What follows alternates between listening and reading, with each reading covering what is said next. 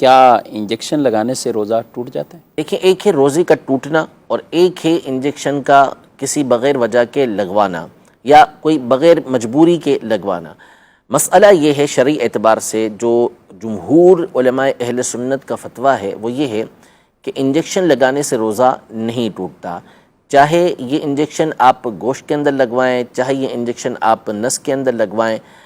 دونوں صورتوں میں روزہ نہیں ٹوٹے گا۔ البتہ اگر کوئی طاقت کا انجیکشن لگواتا ہے بغیر کسی وجہ کے تو ظاہر کو لگوائے گا نہیں، طاقت کا انجیکشن بعض اوقات لگواتے ہیں، تو یہ جو طاقت کا انجیکشن لگوا رہے ہیں بغیر کسی وجہ کے،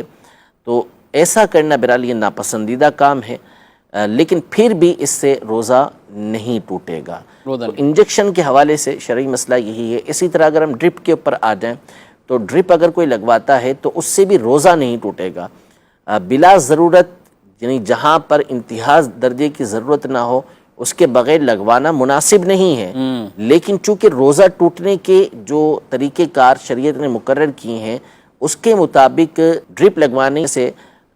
غذا جو ہوتی ہے وہ جسم میں، معدے میں اس انداز میں نہیں پہنچتی جس سے روزہ ٹوٹتا ہے، تو لہذا